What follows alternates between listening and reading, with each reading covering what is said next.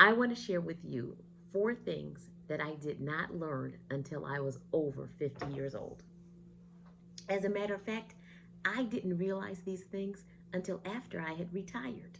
There's a quote by Lorraine Hansberry.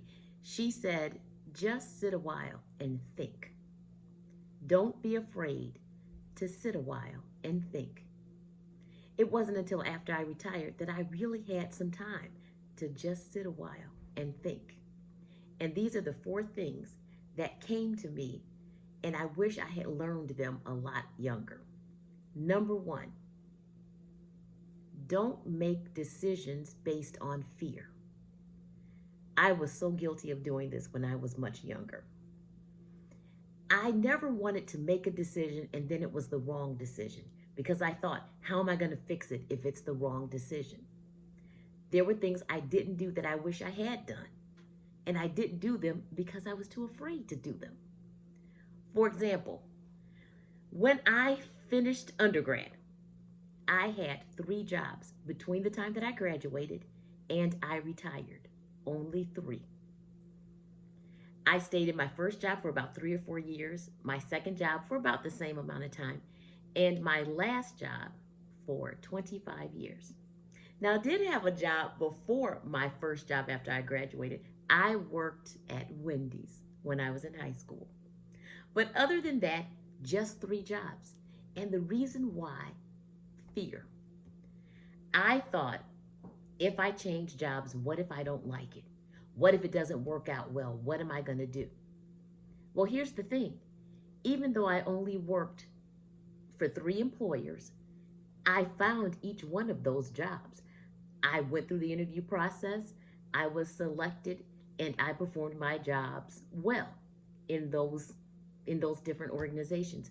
I found a job, but I was too afraid to leave to look at some things that maybe would have been a bit more advantageous, or it would have given me some other opportunities out of fear. What if that's the wrong decision? Don't make decisions based on fear.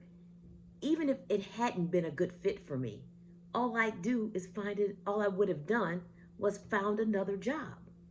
I had found a job before, I'd find another one, but I became fearful, and particularly as I got older. And then my kids were born, and I was determined to be stable, that I had to have a stable job. Don't be afraid to make decisions based on fear. The other thing that I did was, it's not always just your career, it's some other areas in life too. The other thing that I did, I owned 3 properties. I've owned 3 properties, 2 condos and a single family home. Well, I had no fear in purchasing the homes, but here's where the fear came in. After I purchased my first condo, which was pretty small, this was before I had kids, then once the kids came along, I needed a bigger place. So I purchased a larger condo. Then I decided, now we need to move into a home. We need a single family home. Well, here's the thing. What I should have done was kept the condo that I had, because we were in an up and coming area in Chicago. We were in the South Loop, which just was a great place to purchase. I should have kept that property and then bought the house in the suburbs, because we moved to the suburbs. Why didn't I do that? Fear. Fear. What if I can't rent this condo? I'm going to have 2 mortgages. Oh my gosh, I have to take care of my children. I can't take that risk. I lived in a great location. There were colleges nearby. There would have been no problem renting that condo. I was talking to my cousin who was in real estate years after I made the poor decision to sell. And he said, oh my gosh, I can't believe you sold that. Where it was, you should have kept that property. I should have, but I made a decision out of fear, and I didn't do that. So don't let fear make you complacent or overly cautious. The second thing that I took quite some time to learn and didn't realize until I was in my 50s was that family relationships are extremely important. I knew it, but I knew it more in a passive way. Because my family is so close and I'm so used to my family, I never really thought about it. We've, my sister and my cousins and I, we grew up together. Our parents, my mom and dad, and my aunts and uncles all made sure that the cousins, all of us were very close growing up. We spent a lot of time together. So now we're just as close as we were when we were young. Well, I didn't really think about that. So now that I have my kids who are adults now, but when they were younger, my three brothers, who are quite a bit younger than me, when they grew up and got married, we ended up kind of being scattered a bit. And we did not make sure that our kids got to really know each other well. And the unfortunate thing now is they are adults and they are not that close. They're not like my cousins and I at all. And that's something that I really regret because we could have done more, I believe, to foster a closer relationship. They have no problems with each other. They just don't know each other that well. Family connections are so important, and you can't grow something that you never built the foundation to, or it's more difficult, I should say, to grow something when you don't have the foundation for it. These cousins just don't know each other as well. Number 3, time. Where did the time go? Oh my goodness. When I started my last job, where I spent the last 25 years of my working career, I can remember we were in a staff meeting, and one of the guys sitting next to me, he was getting ready to retire. And he was so excited about it. He was telling me about the home that he had built, where he was moving, that sort of thing. And you know what? I could not relate to him at all with respect to retirement. I couldn't see myself ever retiring, first of all. And at that time, I was in my early 30s. I didn't have kids. I didn't have any other responsibilities. I couldn't relate to being retired. First of all, I didn't think I would ever be able to retire. I thought I would just work until, I just dropped dead at my desk. But I couldn't relate to being retired or planning to retire. Well, I have now been retired for almost 7 years. Where did the time go? Where did it go? There was a lady at my church who said to me when so my sons are Josh and Jeremiah, they're 15 months apart. When they were babies, one Sunday at church, this lady said to me, Donna, make sure that you enjoy your children. Take the time to enjoy them. Don't be so focused on work and other things and just getting things done that you don't enjoy the time with them, because they won't be babies long. The time is going to go so fast, you're not going to believe how quickly they're going to grow up. Now, I did listen to her, and I said, okay, I'm going to make sure that I do that. And I really focused on spending quality time with Josh and Jeremiah, and I loved it. I had a wonderful, wonderful time being a parent when they were young. I took advantage of that, but I don't think I would have viewed it the same way had she not told me, make sure you don't neglect the time. Make memories with them because they're going to grow up so fast. If she hadn't told me that, I'm not sure that I would have recognized it that way. Time moves so fast. Jane Goodall, who just fascinated me when she was alive, I was watching one of her documentaries. And so here's the thing. She was speaking. She was giving a speech, and she was walking.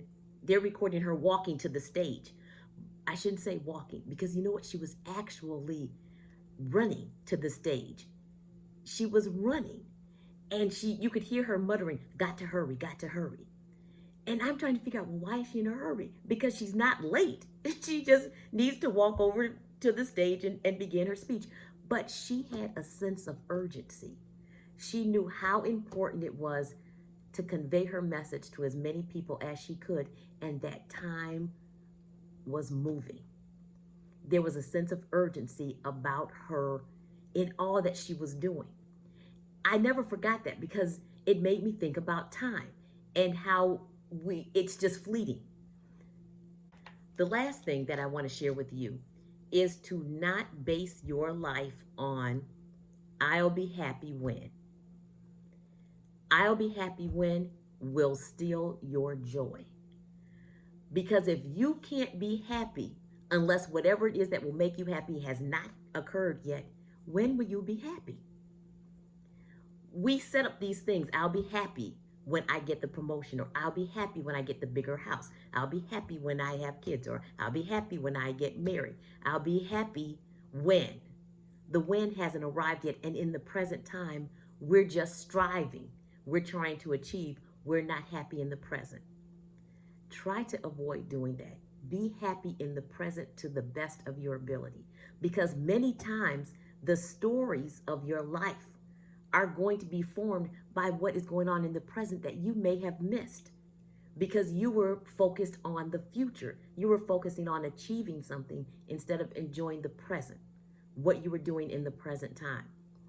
So now I can remember this time when the kids were young, when Josh and Jeremiah were young. My sister and I were Girl Scout leaders. And we had taken the Girl Scouts on this camping trip. I took Josh and Jeremiah with me. Why not?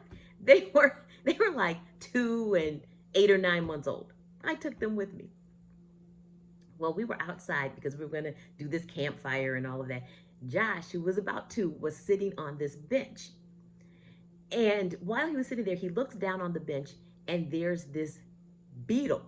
There's a big, huge beetle. And he looks at the beetle and he says, "Hi."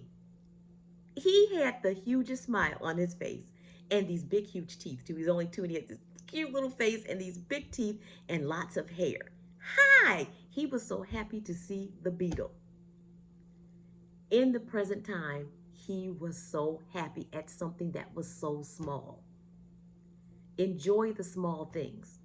The smallest things can make you so happy, especially if you're not so focused on what you don't have. Focus on what you do have. Those are the 4 things I didn't even realize until after I retired. I hope that if you're much younger than I am, I'm 63, that you can incorporate some of these things if you haven't. And if you're my age, it's never too late. There's still things that you can do now to change some of those things that you're not as focused on now. Enjoy the present. Enjoy it. Develop those relationships, even if it's late in development, late in coming. Try and develop them anyway. It's better to try than to just let it go. I hope these 4 things will be helpful to you. If you found value in this video, I'd be delighted if you'd like it and subscribe to my channel.